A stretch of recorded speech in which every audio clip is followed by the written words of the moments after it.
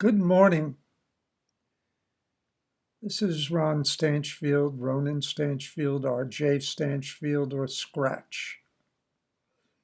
Feel free to call me Scratch. A lot of people do. In any case, what I want to tell you now is that I'm learning more and more and more. Years ago, okay, let me give you a history of my writing. I started out writing in 1969 when I decided that Dan Ratina needed me as a writer. And he said, "Yeah, but can you sweep floors and do delivery and other stuff?" And I said, "Sure." He said, "Well, what do you want to write about?" I said, "Anything you want. I'd like to do some of the hoaxes you do." And he said, "Okay, but you got to do all the other stuff too." I said, "That's great. The more I do, the better." And I actually got paid for all this, including getting the regular beat of going out to the Montauk docks or Shinnecock and getting a ride on a boat with a promise of writing a newspaper article. And I did. Um, so I had the fishing column. And then I opted out for a creative writing too. And I did a couple of pieces and he liked them. And one of them was this concept. It was lost underground tracks to railroad to a subway in the Hamptons. And I also created for the story a subway map vending its way through Hampton Bays, Shinnecock Hills, Southampton, um, Watermill, Bridgehampton, all the way out to Montauk, and off in all different directions. And I drafted that, and Dan loved it. I loved it. And we ran with it. This would be in 1970, I think, 1971, say. Well, when that made it, and it really got a lot of, blah, blah, I decided that this was my career. I loved it. And I did more and more writing for Dan. And, I sometimes being, well, young in that age, I mean, back then, I didn't quite make the Saturday morning call at the dock to who wants to go out and watch us catch fish and doing the story. I didn't do it. I missed it altogether. But I did promise Dan I'd I'd write it. And so I looked up fish. I looked up all different things, and I created a story about the grouper fish, because grouper fish were all different kinds of fish. And sure enough, he bit it. He bit it. He took it, hook, line, and sinker. And no one reported me because there was no one. The only one who would report me is other fishermen who knew there was no such fishing boat that by the name I gave it, and there was no captain with that name. It was totally made up. And I felt guilty as anything. And I almost confessed to Dan, but I didn't know how he'd respond, so I never did until this day. Now, he knew I was a scoundrel. Okay, he knew that. So I guess he would have forgiven me, and I guess he did forgive me. Or knowing Dan, maybe he didn't forgive me. But anyway, at the end of 1971, there was another character there, and I can't remember his name, but he went on to write for Billboard Magazine Productions. Billboard had many magazines, but Billboard Magazine was the main one. He called me up one day. He says, "You want to work in New York City?" I was in New York City. I said, "Yeah." He said, "Well, there's a job as a writer at Billboard.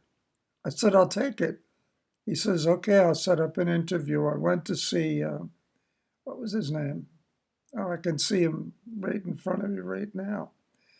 And he liked me, and he liked that I knew a little bit about music. And so I got hired. It was that easy. And I started to write regular reports on different talent every week for the next year or so. And from there, I went to the Chelsea Clinton News. And that didn't work out so good. I lasted about 5 months there, and it was a local newspaper, and it was too straight for me. And then by then, I was making more money as a drafter. So I did drawings, and it was, I still loved writing and I still wrote, for myself. But that was it. And I don't think I had any. Oh, I did. I wrote for Andy. I just got to do this. Hold on for a second. Remind me tomorrow. Okay. Andy Baracci.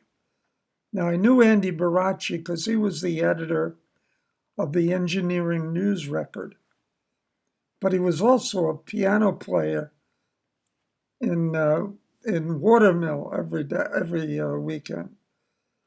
And I asked him, "Is this the same Andy Baracci?" He said, "Yeah." I said, "Oh, my folks are musicians and theater people." And he say, "Who do you play with?" And my father was way older than Andy, but we still got along well. So he had me do freelance pieces for his magazine, East End Magazine. I did that for years. And Andy and I became good friends. He was a oddball. Let's put it that way. Um, there was a period where we had issues with alcohol, but he got over that as he got older, and he became a very colorful person in Sag Harbor. And I liked him a lot. And I'm sorry that he he he died too young. In any case, and then I wrote some books. The Goombean Man, which was a it was a very real novel. I still have it. I'm thinking about resurrecting it, but I may not. I don't know. I just may steal things from it and pepper it here and there. And over the years, I probably did about two or three or four books, and they included nonfiction and fiction, poetry, essays, stuff like that, everything. And then finally, I decided that this is time for me to stop work and go to work writing, seriously. Finally, taking the business of writing and doing it seriously.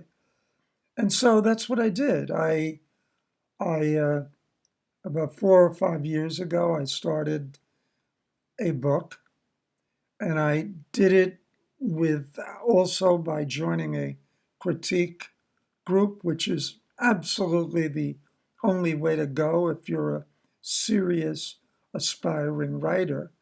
You got to go to a group.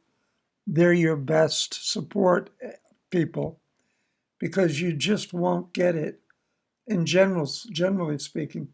You don't get what you need from your home or friends, but you do get it from other struggling writers. You really care about each other in the group. And I was in the California Writers Club and the San Joaquin Valley uh, Club for a couple of years, and I loved it, and I maintained my dues for the years. And I'm still in a work group now, and we're starting one up in another few weeks which will be on Zoom. While living in Florida, I've been to two different groups. The one in Vero Beach was far superior. And if you're in Vero Beach area, I suggest you look them up. And get in touch with me and I'll give you a contact name. Okay. And so now I'm getting back into getting good critiques of my work. And not that Vero Beach isn't, they are, but they're a different breed of they're people and they're honest writers and they're good writers, but they're not what the California bunch were.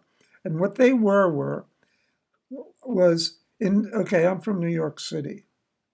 The Vero Beach people, not most of them, but probably half of them are from New York City. I don't think that's necessarily bad, but I know from experience beforehand that the varying different people in California gave me a whole new fresh look. And that's why I'm staying there and using the Zoom now. And I presume they'll use that regularly and from now on because it's a good format. Okay, so where was I? Oh, okay. So my two books out in the last year, okay, is the short story book of short stories, and it's doing well. And then the more recent one, which is the novel, which you guys heard most about. And now I'm thinking, okay, I may very well want to broaden myself by doing more nonfiction work, which I did do, and we are trying to look for a publisher on that. And also by doing audiobooks and me reading the audiobooks. So I'm trying to work that through. Now, I don't know if my voice will will be good for an audiobook, but I guess I have a, distinctive voice, or at least not distinctive, unique, but not unique, that's the wrong word. Specific voice. They'll know this is the author, the writer, the storyteller. Because I'll probably stop ad-libbing. I'll ad-lib and say, well, that wasn't what I really meant. No, I won't do that. I'm only joking. That's a joke. I'll play it straight. I'll give the book that I wrote in I don't know how that's going to work out. It's kind of fun to think of. But I have a guy who's an engineer and he's also a voiceover artist. And we've become friendly and he's going to guide me on whether he should do it or I do it. But I'm going to have to work a deal with him so that we both make out. I don't want to get him and just, make all the money myself. I want him to share it because he's got to teach me.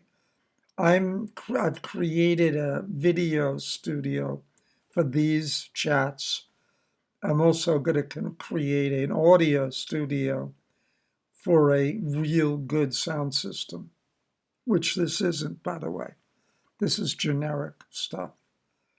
And it works for me for now. I'm no pro, but I feel comfortable in this mode. So that's where we stand right now. And I'm also looking at different ways of publishing. I don't want to self-publish. I want to co-publish or hybrid publish. And I don't want to be picked up by a publisher again, because to me, they're not responsive enough to me. I need to be able to call up and talk to someone to make a decision. And I don't need to wait for 2 weeks for a 30-second decision. And that's what happens when you're with a big company, not a big company, but a classic publishing company, I imagine. Now, I'm not widespread. No, I haven't published with any other publishers, so I could be dead wrong here. But my experience tells me that uh, I need to do it myself or have access to a publisher who will respond to my varying ideas because I'm constantly coming up with another. What if we did this? What if we did that? I'm that type of person. I want to look at different options. All right. So that's where I'm standing right now. I'm also fishing with the idea of doing virtual meetings with book buyers. So, in other words, whereas if someone bought the book and they buy it from me directly, then I'll arrange to let them get a group of people together to get the book. And then I talk to that group, you know, for whenever they want. I partake in the group. And to the degree that they want to ask questions, I'll do that. Now, I don't know what that's called. So if anyone has any ideas on that, please get in touch with me because I do want to do that. I think it's a valid idea. Um, I've learned a lot, and therefore I can impart a lot to young writers or to anyone interested. Okay, that's it for this vlog,